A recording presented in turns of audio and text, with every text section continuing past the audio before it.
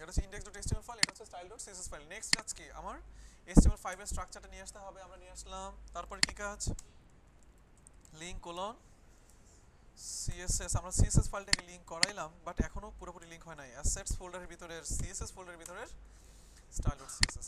সবাই কি ক্লিয়ার? ওকে, নাইস। এবার আসেন আমরা শুরু করি। গত ক্লাসে কোডগুলোকে আরেকটু বড় করে দিব। ওকে, গত ক্লাসে আমরা কি শুরু করেছিলাম, div ট্যাগ নিয়ে আমরা আলোচনা শুরু করেছিলাম। div মানে কি? জি, আপনি বলবেন div মানে কি? এটা জায়গা, একটা স্পেস। সহজ কথায় div মানে হচ্ছে একটা জায়গা। আপনি যদি আপনার ওয়েব পেজের মধ্যে কোনো জায়গা নিতে চান, সেক্ষেত্রে আপনাকে কোন ট্যাগ নিতে হবে? div ট্যাগ নিতে হবে। আমি div ট্যাগ নিলাম, গত ক্লাসে আমরা শিখেছি div মানে হচ্ছে একটা জায়গা। আপনি যদি আপনার ওয়েব পেজে কোনো একটা জায়গা নিতে চান, সেক্ষেত্রে আপনাকে কোন ট্যাগ ইউজ করতে হবে? div tag. এখন div ট্যাগ নিলেই শুধু চলবে না, এটার একটা নাম দিতে হবে। আমি রেজিস্ট্রেশন শব্দটা আজকে ইউজ করছি না, আমরা যেহেতু বুঝে গেছি, আমরা আজকে div ট্যাগের একটা নাম দিব। নাম দেওয়া যায় কয়ভাবে? আইডি দিয়ে, ক্লাস দিয়ে। আমরা আইডি দিয়েও দিতে পারবো, ক্লাস দিয়ে দিতে পারবো। আইডি দিয়ে যদি, আইডি এবং ক্লাসের মধ্যে পার্থক্য কি, আমি কাকে ধরবো কাকে ধরবো? জি, আপনি বলেন, আইডি এবং ক্লাসের মধ্যে পার্থক্য কি? মনে হচ্ছে না? হ্যাঁ, মালিক একজন হলে আইডি, মালিকের মানে নাম যদি একটা ইউজ করেন তাহলে আইডি, আর হচ্ছে যদি একের অধিক নাম ইউজ করেন তাহলে হচ্ছে ক্লাস। আরেকটা বিষয় এখানে বলে রাখা ভালো, আইডিটা আমরা সবচেয়ে বেশি ইউজ করবো জাভাস্ক্রিপ্টের ক্লাসে। ঠিক আছে, যদিও জাভাস্ক্রিপ্টের ক্লাসে সবকিছু ইউজ করা যায়, আর ক্লাসটা আমরা ইউজ করবো কোথায় সবচেয়ে বেশি? আমাদের নিজস্ব, মানে যখন আমরা ডিজাইন করবো সিএসএস এ, আমরা সবচেয়ে বেশি ইউজ করবো ক্লাস। আচ্ছা, তাহলে আমরা একটু নাম দিচ্ছি এটার ক্লাস। আমি নাম দিলাম হচ্ছে বক্স। আমি একটা div ট্যাগ নিলাম, div ট্যাগের নাম দিলাম কি? বক্স। এতটুকুর মধ্যে কোনো সমস্যা আছে? নাই। এবার সিএসএস এ আমরা এখন কাজ করতে চাই, রাইট? সিএসএস এ প্রথমেই বক্স ডিভটাকে আমরা ধরতে চাই, তাহলে কি করব আমরা? ডট বক্স, ধরাধরি শেষ। এবার বক্সকে একটা উইডথ দিব, আমি উইডথ দিলাম হচ্ছে 200 পিক্সেল। একটা হাইট দিতে চাই, হাইট দিব কতটুকু? আমি 200 পিক্সেল, সরি, হাইট 200 পিক্সেল। আমরা অলরেডি এটা জানি যে এটার মানে কি আসলে। এখন আমি এটাকে আপাতত লাইভ সার্ভার দিয়ে রান করব না, যেহেতু এটা আমার কোনো প্রজেক্ট না, জাস্ট আমি নরমালি রান করছি এটাকে। দেখেন,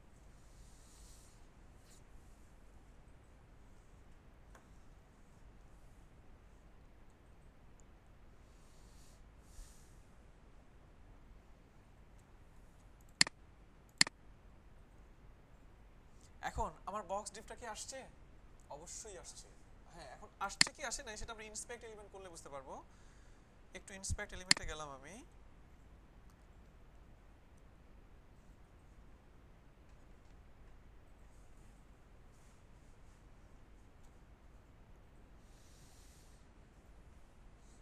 আচ্ছা, একটু সময় লাগছে। দেখেন, আমি যে বক্স ডিভ, এই যে আসছে, আসছে না?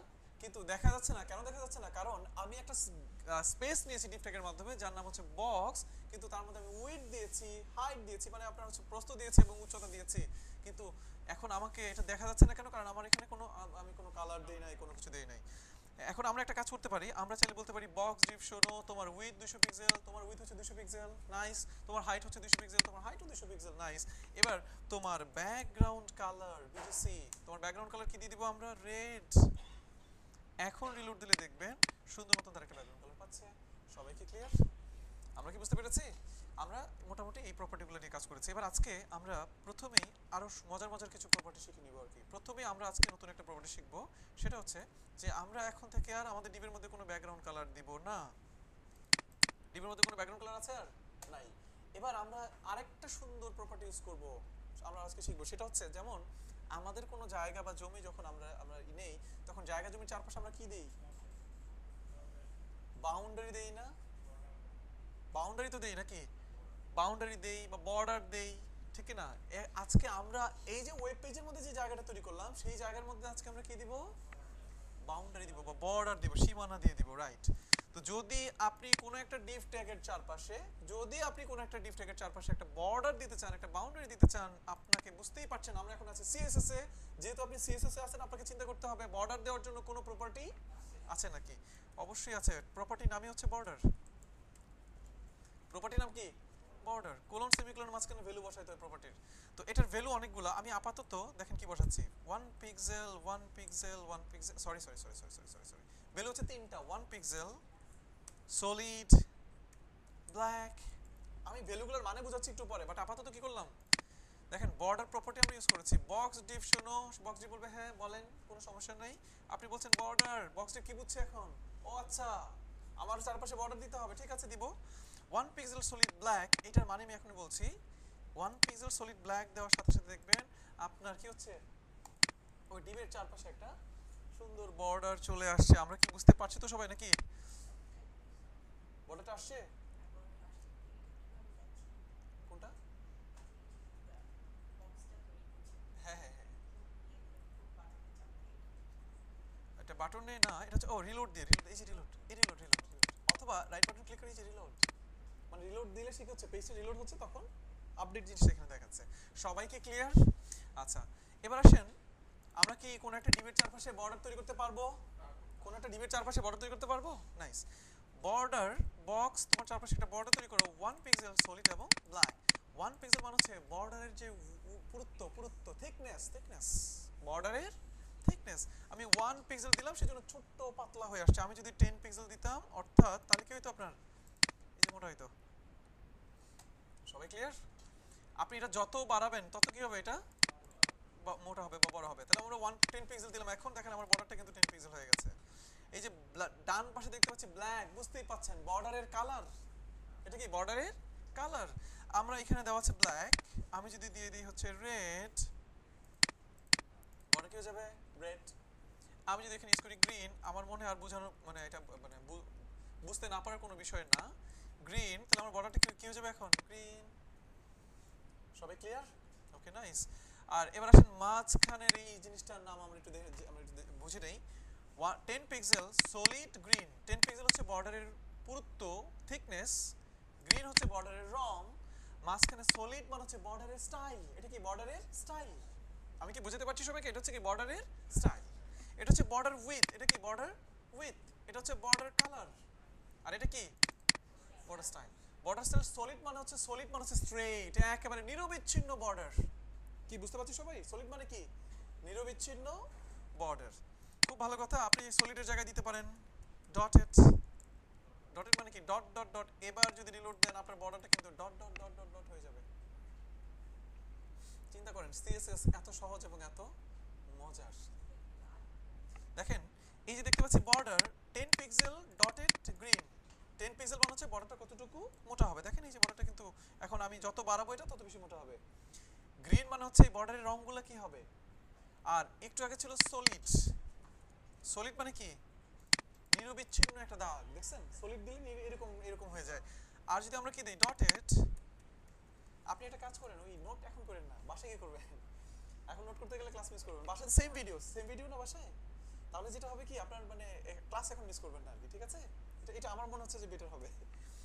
ডটেড যখন দিব আমরা তখন কি হবে dot dot dot dot dot. সবাই ক্লিয়ার? এবার যদি আমি ইউজ করি ড্যাশ, ড্যাশ যদি ইউজ করেন তাহলে আসবে ওই যে dash dash dash dash dash. তাহলে বর্ডারের স্টাইল কয়টা পাইলাম? তিনটা, solid dotted dashed, solid dotted dashed. আরো আছে, আপনি যদি দেন হচ্ছে গ্রোভ, যদি গ্রোভ ইউজ করেন, গ্রোভ মানে হচ্ছে মনে হচ্ছে একটা মনে হবে প্লাস্টার করে ফেলছে এরকম মনে হবে। এই দেখেন আমি একটু জিনিসটা বড় করি তাইলে 40 পিক্সেল। ওকে, এই কি বোঝা যায়? মনে হচ্ছে একবার প্লাস্টার করে ফেলা হয়েছে এই জিনিসটাকে। তাহলে কটা শিখলাম? চারটা, সলিড ডটেড ড্যাশ গ্রোভ, আরো আছে ডাবল, আরো কি আছে ডাবল। যদি আপনি ইউজ করেন ডাবল তাহলে আপনার সামনে এমন একটা বর্ডার তৈরি হবে, দেখেন ডাবল, দুইটা বর্ডার। সবাই কি ক্লিয়ার?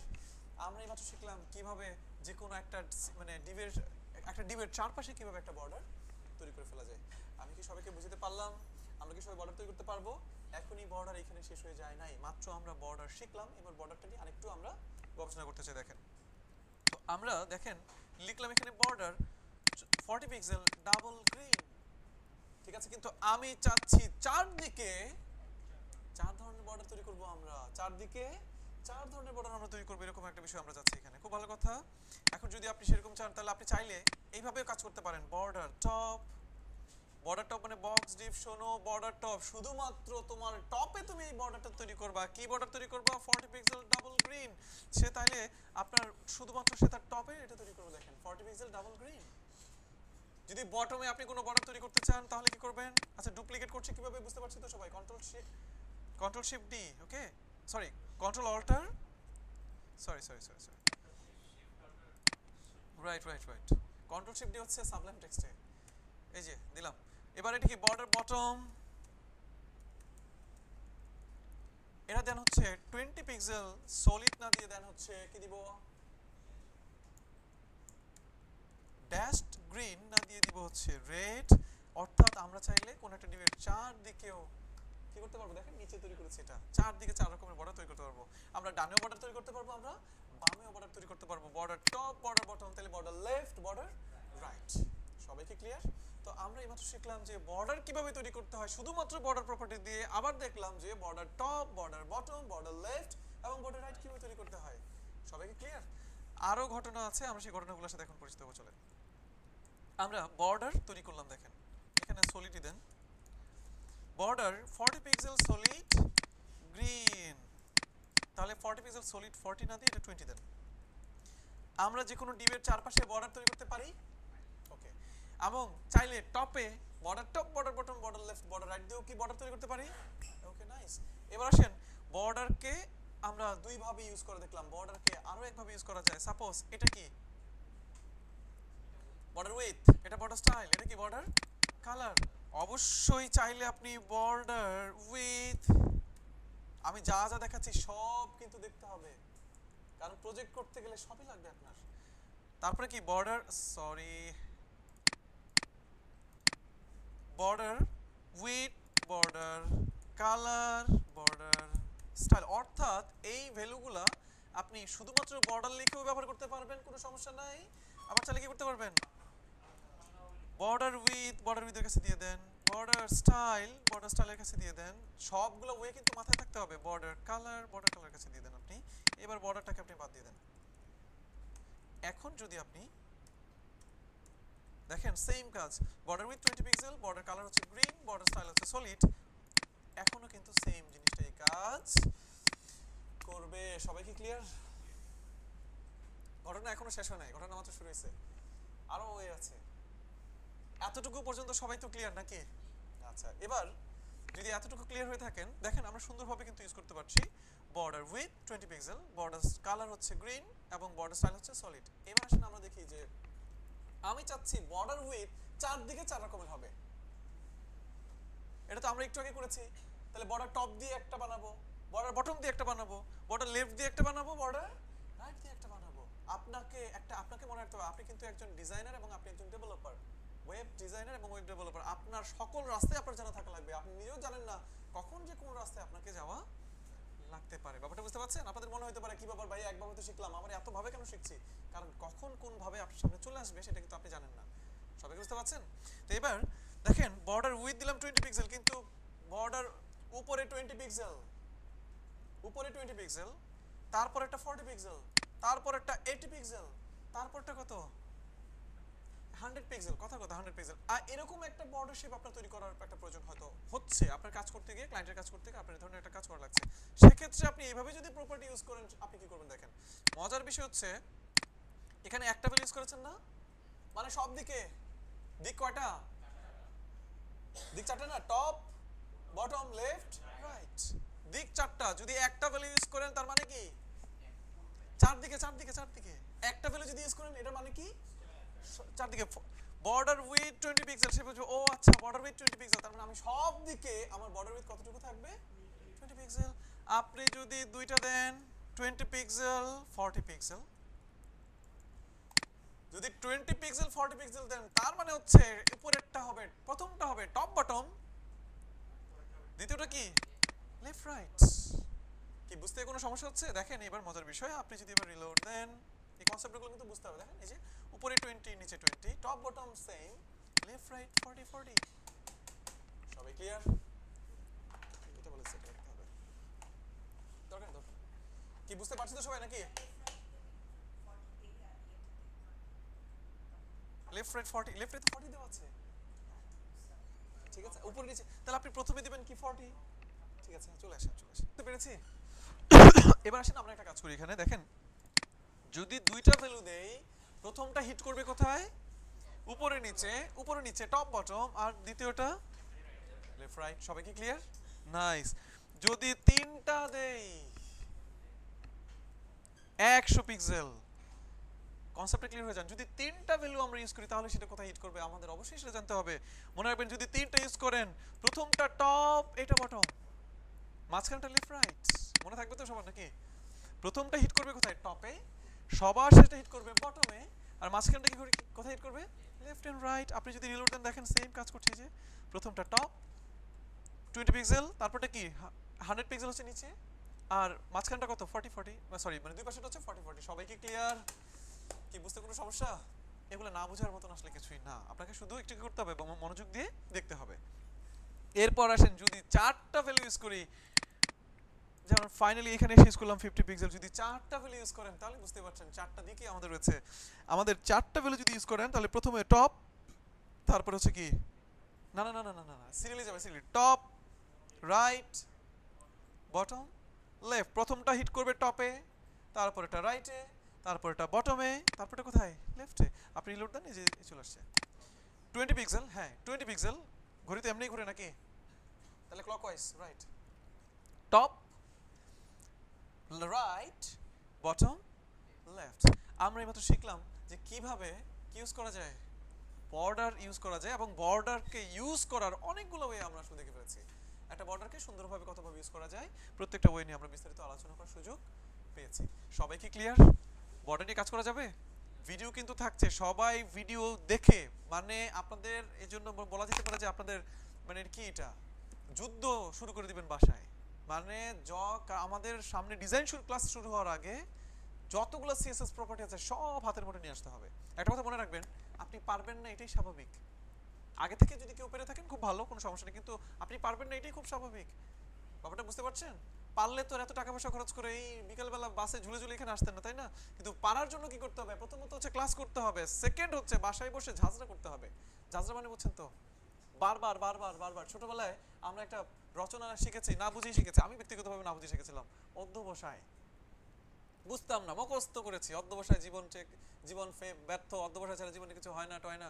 বড় হয়ে বুঝেছি অধ্যবসায় মানে কি। অধ্যবসায় মানে কি জানেন?